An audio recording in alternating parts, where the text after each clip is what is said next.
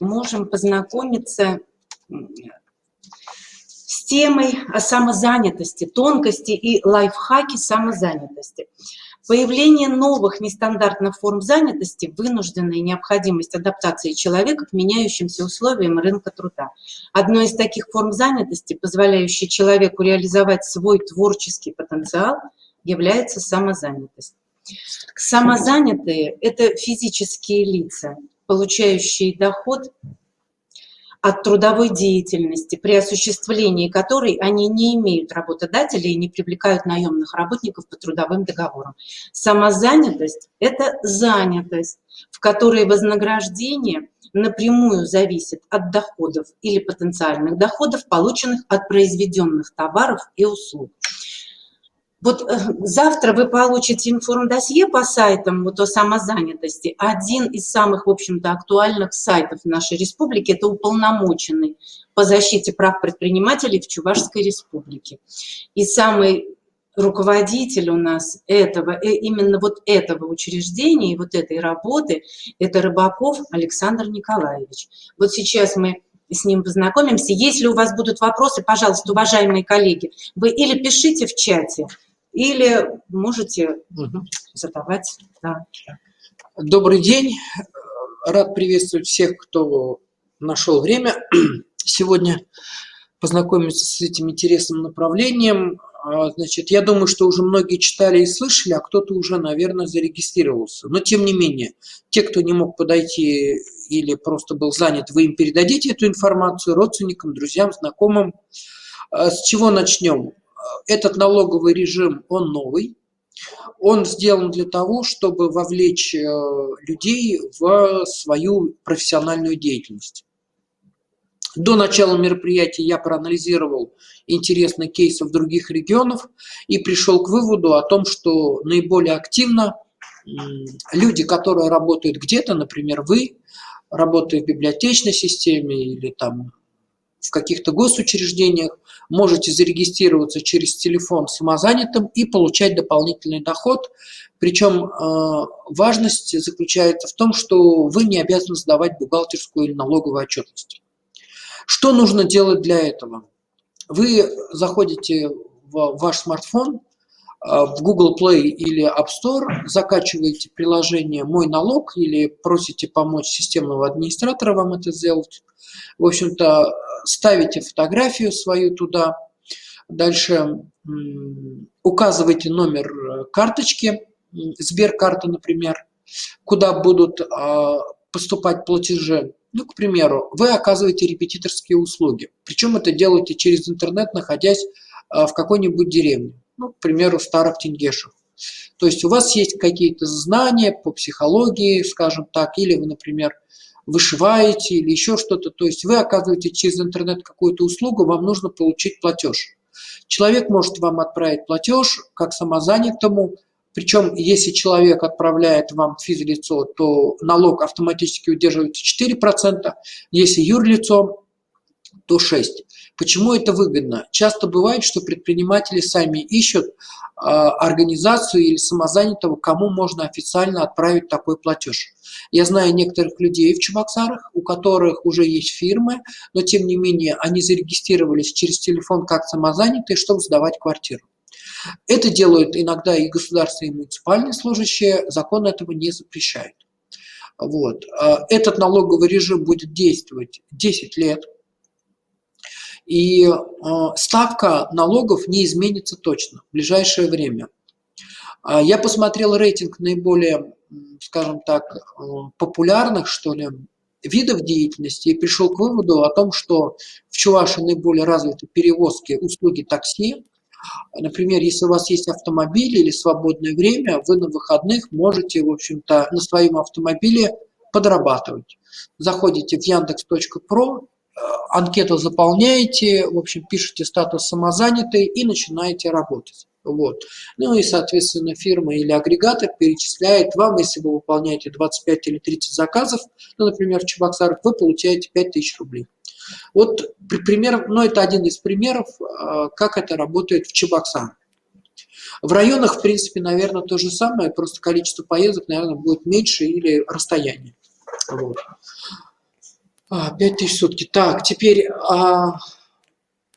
еще очень популярны в других регионах, например, в Татарстане, это выпечки. Очень много домохозяек пекут торты, пироги на мероприятия в свободное от основной работы время. Причем они везде спокойно публикуют номер и пишут, что они самозаняты. Это нужно для того, чтобы налоговая к ним не приставала.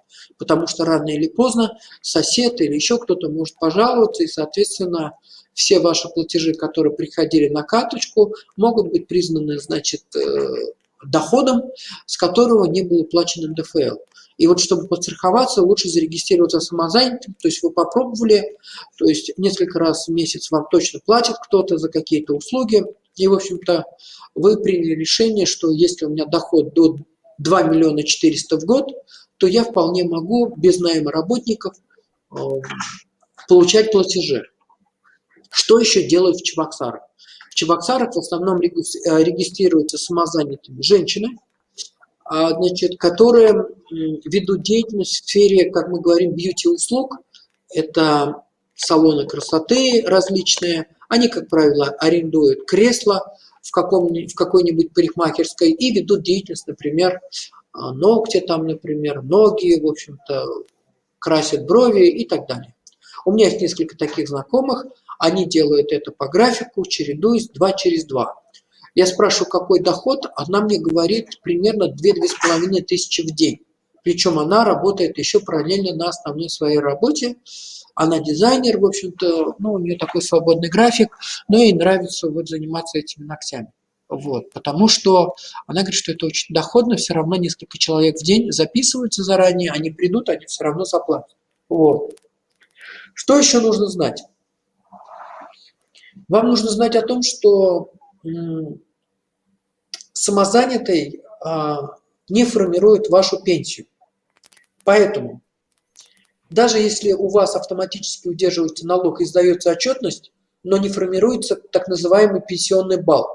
Что делают мои знакомые в некоторых районах, например, в Ядинском?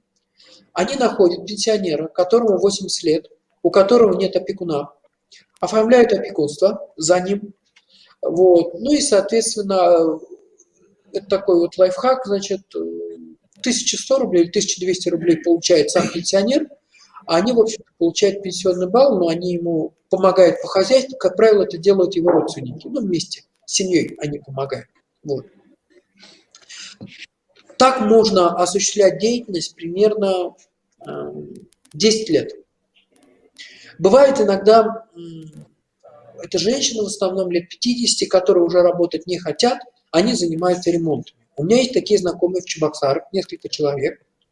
Что они делают? Они находят у знакомых квартиры, которые требуют ремонта. Ну, это, в принципе, каждые 5 лет, наверное, надо обновлять.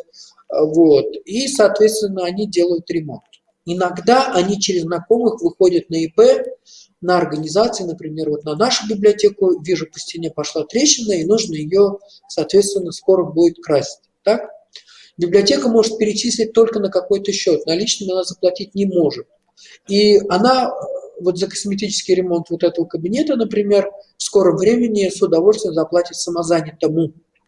Причем никаких отчетов формироваться не будет дополнительно. Почему это выгодно самозанятому? Он в свободное время на выходных, когда здесь нет занятий, пришел, сделал свою работу, получил свои 10 тысяч и пошел дальше. Больше ему делать ничего не нужно, как отчитываться за материалы, еще что-то. Также одни мои знакомые, это в основном в городах, регистрируются самозанятыми в качестве юристов или, как мы называем, консалтеров. Кто-то пишет бизнес-планы, кто-то, извините, пишет дипломы курсовые на заказ, кто во что гораздо. Почему они делают так? Потому что смысла ехать в Алатырь, в Канаш никакого. Получил по электронной почте задание, реши мне курсовой диплом или какой-то материал. Вот. Выключите, пожалуйста, микрофон, очень тяжело говорить. Вот. Значит, они...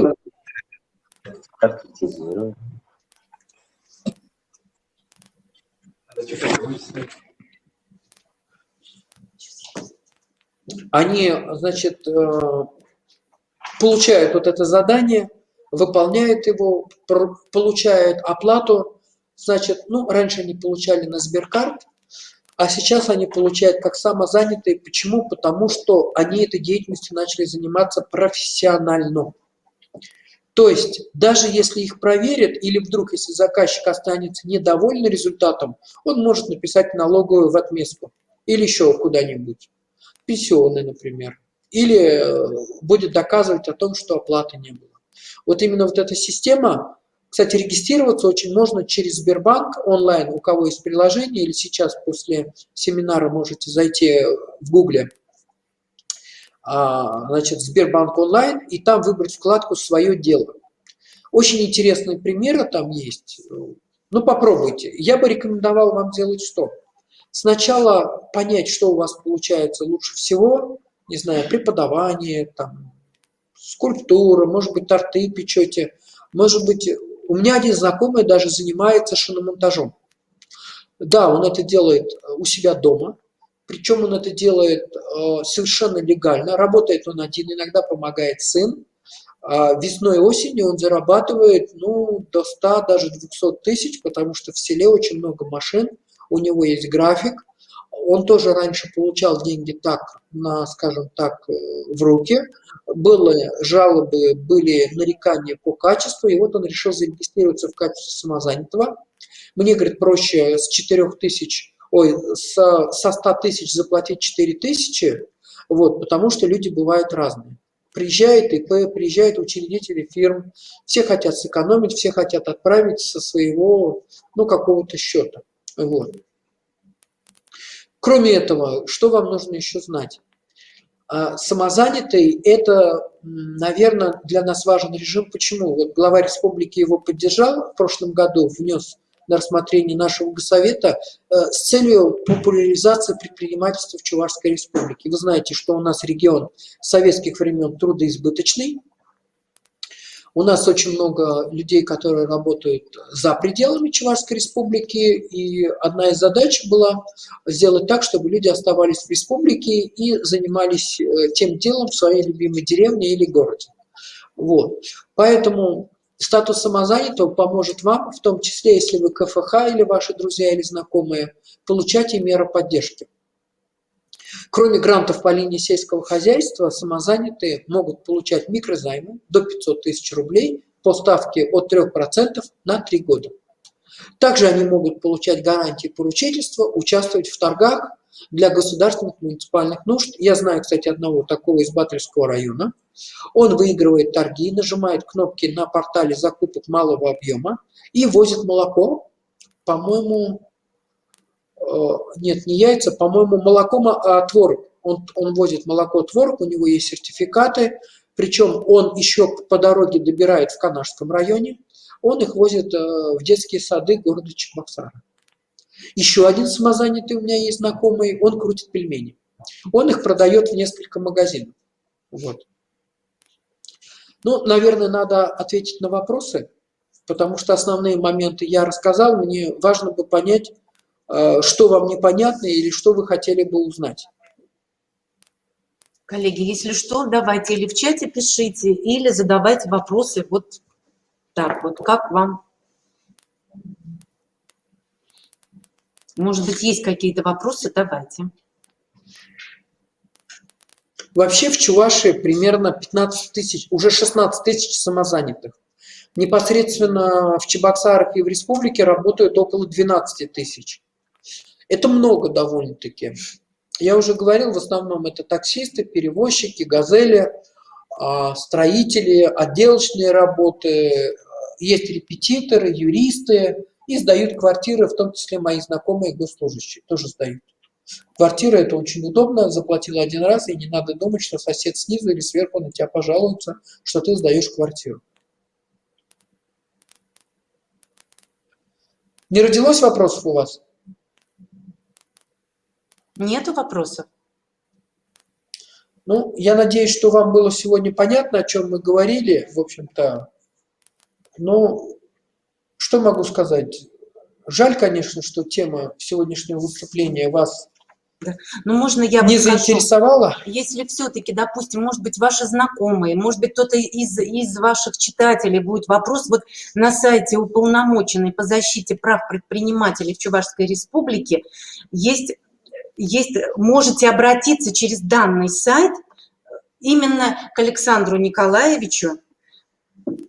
Вот в разделе, там есть прямо на сайте такой вот раздел, где можете обратиться на этот сайт к Рыбакову Александру Николаевичу. Или вы можете меня найти в Инстаграме Александр.Рыбаков или в Фейсбуке. Я тоже пытаюсь писать интересную информацию, какие-то кейсы. Я бы порекомендовал вашим детям, может быть, внукам даже, если у кого есть, попробовать зарегистрироваться, потому что я забыл сказать про айтишников. У меня есть знакомый в Новочебоксарске, который пишет программное обеспечение для одной крупной московской компании. Это программное обеспечение связано с детскими играми, которые очень любят скачивать дети в телефонах. За каждое скачивание они получают, по-моему, 30 рублей. А скачивают довольно-таки много. Он мне говорил, несколько тысяч человек уже скачало. Вот смотрите, сколько он заработал.